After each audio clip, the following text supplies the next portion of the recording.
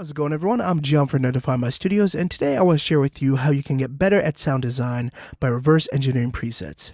So I'm going to be sharing with you my process for learning how to make new sounds by breaking down and studying other sound designers' presets. The goal of reverse engineering presets is to not only learn how to create new sounds, but also to learn the techniques and concepts behind them, so that when we're designing our own sounds, we can take what we've learned and apply it towards creating our own new and unique sounds. I'm going to be demonstrating this process in Serum, but you can easily adapt this process to work with your favorite software synthesizer. So here's the preset that we're going to be studying and learning how to make today.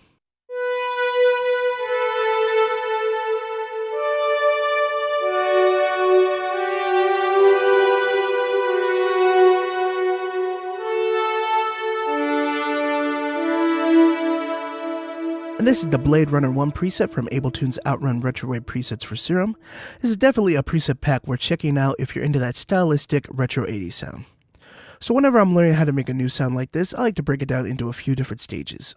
The first stage is the analysis and deconstruction stage.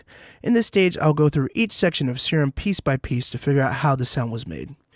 I will go through each of the different components to learn how each one of them affects the sound. The way that I like to do this is, starting with the effects, I like to gradually turn off or bypass each component until I'm left with nothing but a single oscillator. And that single oscillator could be the sub, noise, or one of the wavetable oscillators. This helps me to understand exactly what each component is adding to the sound. After this, I will then work my way back up by turning everything back on while studying the parameters that help to create the sound. So let's go on ahead and head on over to the effects panel, where we will start by bypassing all of the effects.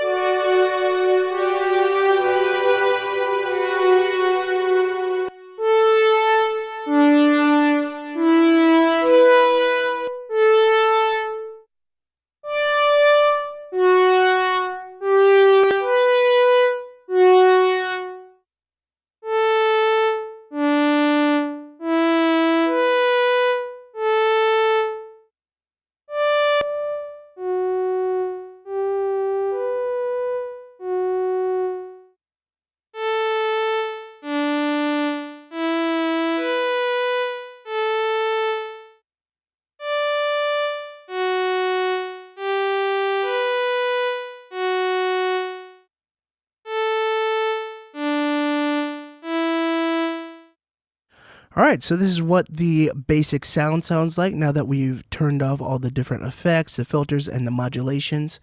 So we're left with this one basic oscillator and this envelope. So what I usually go through now is I take a look at oscillator A and I look at all its different parameters, what wavetable is being used, and it doesn't look like anything has been changed to modify it. It looks like this is just the default wavetable and the default parameters for it. So let's go ahead and take a look at the noise oscillator. It was set to AC hum 1. The only thing that looks like it's been changed is the level, which is set to 19%.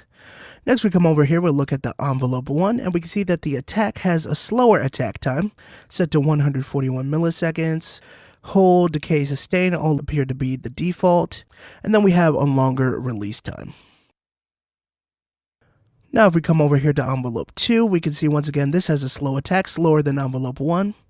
Decay's been moved up a little bit, sustain's dialed back, and then a longer release. Now if we come over here and we look at the filter, we can actually see that we are modulating the cutoff frequency on this filter using envelope 2. And we see that our filter is set to a Moog Low 12, and oscillator A and the noise oscillator are being routed to this filter. Now we see our filter cutoff set to about 600, and the modulation is set to 38. We see that there is no resonance on here, and there's a little bit of drive, a little bit of fat. And that is about it for our filtering section. Now if we come over here, we take a look at LFO 1. And if we come over here to the matrix section, we see that LFO 1 is modulating our coarse pitch, which is this right here. So let's go on ahead and hear what this sounds like with and without that LFO modulating the coarse pitch.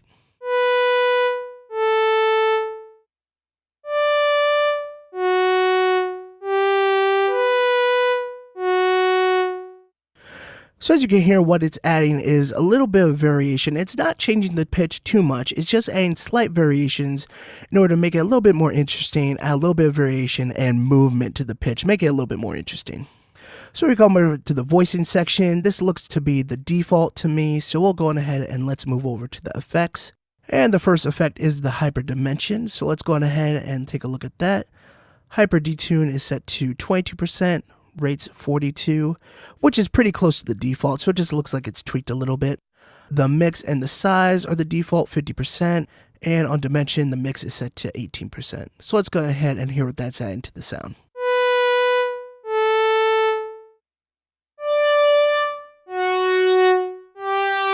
So as you can hear, that's adding a lot of width. It's also adding some texture with those unison voices, and we're getting some bigger size with the dimension.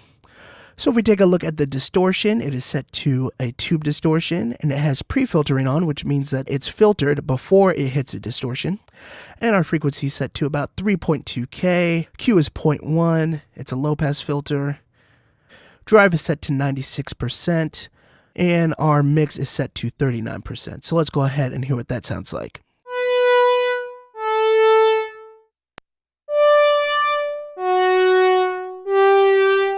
So as you can hear, it's adding some warmth and some saturation to the sound. So let's go ahead and take a look at the delay. To me, this looks like just the default setting, feedback, 40%, BPM synced, quarter note, normal, and 30% mix. So let's go ahead and hear what that sounds like.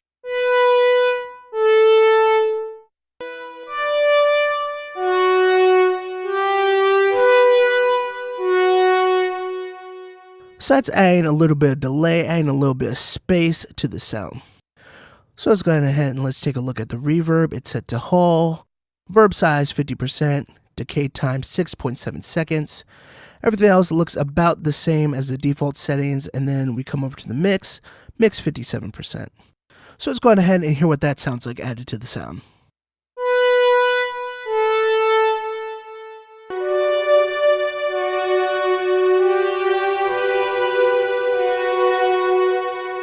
So as you can hear, that reverb's adding a lot of space. That's really adding a lot to this sound. It's giving that dreamy, ambient sound.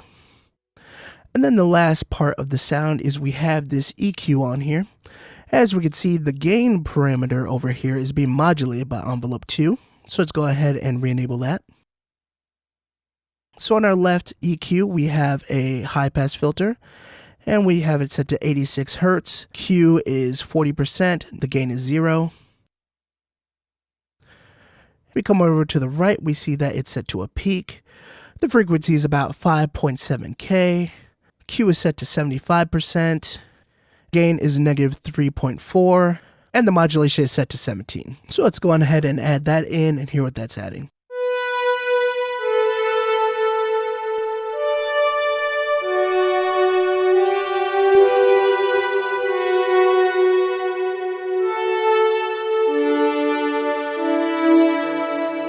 So that high-pass filter is removing some of the lower frequencies just to kind of remove some of the mud and clean it up a little bit. And that modulation is just creating a little bit more movement in the sound.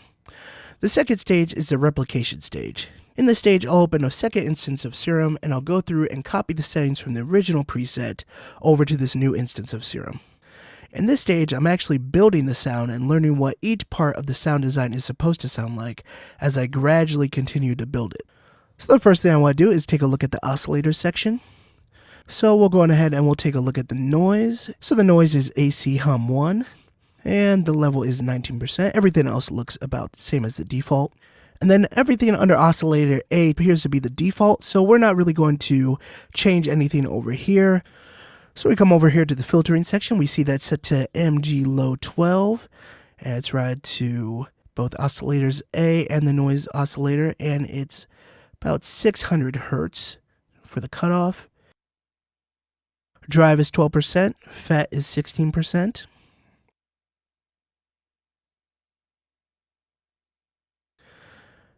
And then we come over here, look at the resonance. Resonance is set to 0%. Also, we see that envelope 2 is modulating the cutoff. It's set to 38. So let's go on ahead and let's change those and set it to 38. There we go.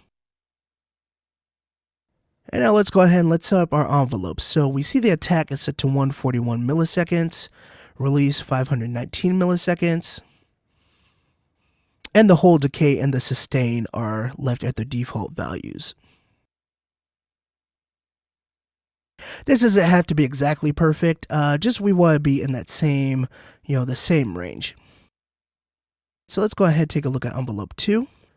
So we can see the attack is set to 562 milliseconds, decay 1.45, sustain 64, release 495. We also see that there's a little bit of a curve to the attack, so we'll make sure to add that in.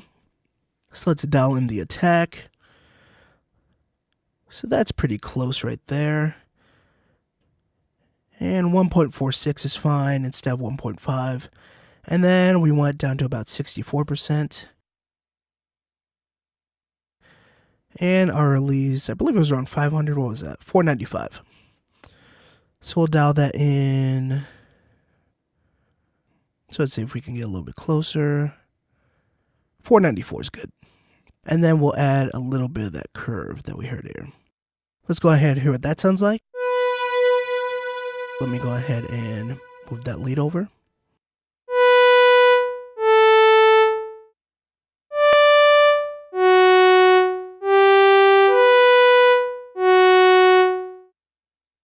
Let me rename this real quick to lead copy so that we know that this is the copy. Alright, so we have our envelope 1 and 2 taken care of, and our filter and the modulation on the filter taken care of. So let's go ahead and take a look at LFO1. So LFO1, we know it was set to the coarse pitch. So let's see how much, okay, so it's set to 1. So let's go ahead and let's turn ours down to 1. Alright, so now let's go on ahead and let's work on drawing in this pattern. Now if we come down here, we see that the rate is set to 1 bar, and we can see the LFO mode is off. So let's go ahead and let's change our rate, and let's do our best to try and recreate this LFO pattern.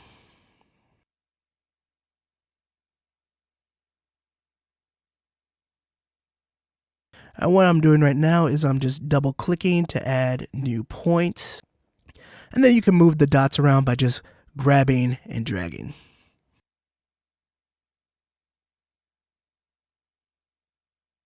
When you're developing patterns like this, it's not going to be exactly perfect, and that's fine. When you learn to create it from scratch, you're not going to be perfect when you recreate it. So just try to get it as close as you can.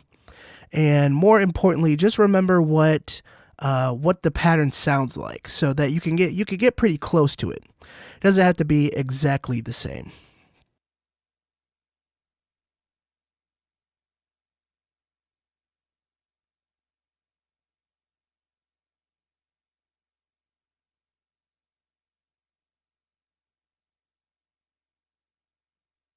All right, so let's just tighten this up a little bit more.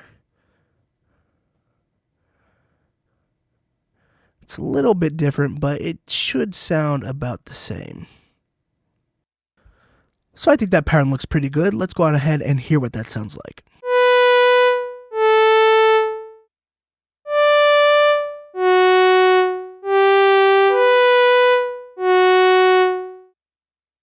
I think that sounds pretty good. So let's go on ahead and move over to the effects panel. So our first effects is the hyperdimension. So the rate set to 42%, detune set to 22%. As you can see, that's pretty close to the default. So when I'm recreating this, I might not even change it that much. Mix is set to 50%, unison is 4, size 50%, and our mix is 18%. And let's go ahead and hear what that sounds like.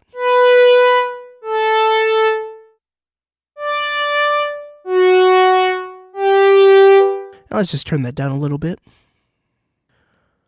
And the next thing that's going to be added is distortion. So it is set to tube, and we have pre-filtering on, and frequency is about 3.2K, and the Q is 0.1. All right, so I'll set mine to about 3.3. It's about in the same area. Drive is set to 96%. Mix is set to 39. So let's go ahead and change our values to those.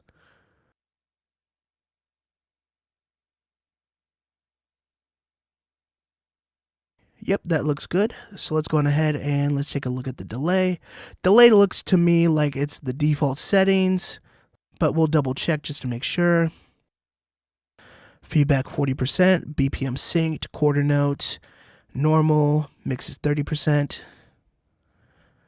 Yep, that all looks about the same to me, so let's hear what that sounds like.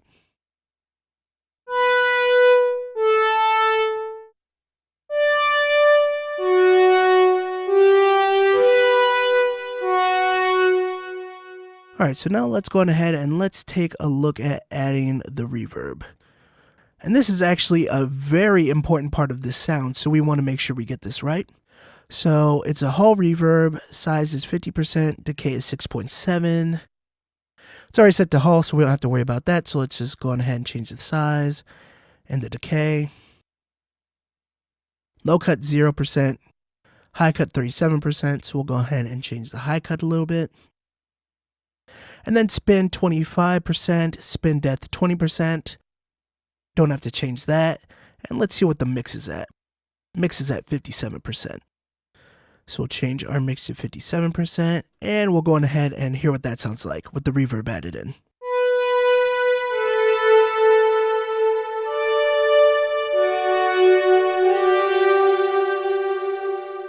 Alright, so everything sounded good so far, so let's add the last effects, and that is going to be the EQ. And so the EQ on the left is set to a high pass filter, and the frequency is 86 Hz.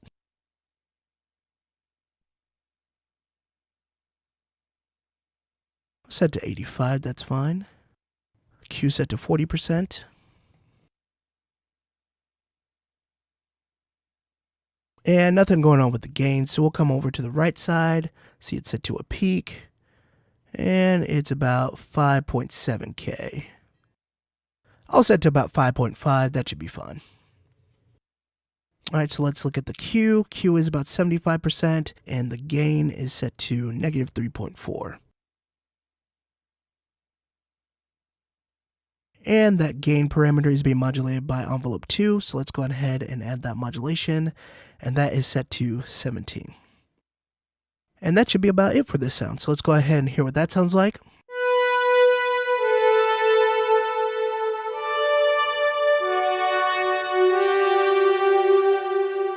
And last, let's see what the master volume is set to. So they have it set to 58%, so let's go ahead and set ours to 58%.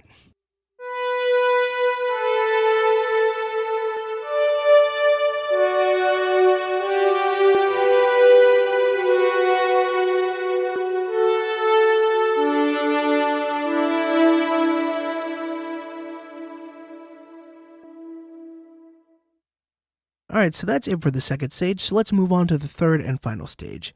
The third and final stage is the reconstruction stage. In this stage, what I like to do is create a new instance of serum. As you can see, I already have my MIDI track default set up so that I have a new instance of serum on there. And what I'm going to do is I'm just going to rename this to lead scratch. And what we do now is we're going to use the information and the knowledge that we gained from the previous two stages in order to rebuild and remake this preset entirely from scratch. And it's okay if this isn't exactly perfect. I don't want you guys, when you're recreating these presets, I don't want you guys thinking about memorizing numbers or anything like that. You're going all off of sound and feel. Okay, so now what I'm going to do is I'm just going to move over that MIDI so I have something to listen to while I'm designing the sound. And now what I'm going to do is I'm going to go ahead, I'm going to remake that sound that we just learned from scratch.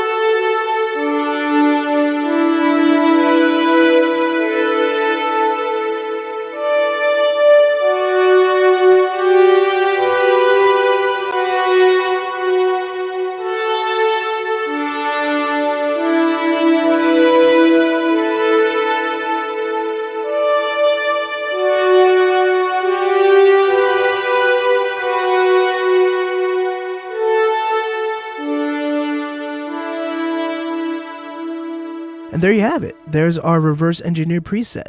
So let's go ahead and listen to the original preset and the remade preset to see how close we got.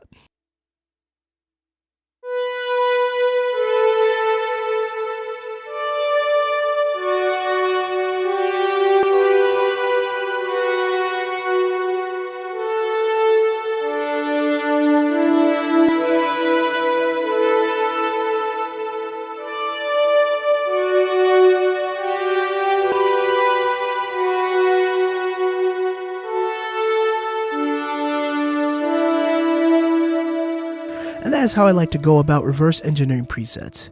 If you're looking to get better at sound design, what I recommend you to do is to go on ahead and reverse engineer 1 or 2 presets a day for the next week or even the next month. I think that at the end of the week or the month, you'll find that you not only know how to make more sounds, but you have also learned a lot more about sound design as well.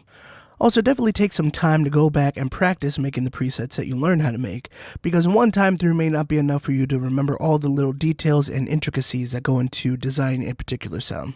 Alright everyone, so I hope you learned something from this video and you found it to be helpful. If you did, remember to give the video a like, subscribe to Ableton's YouTube channel for more production tips and tutorials like this.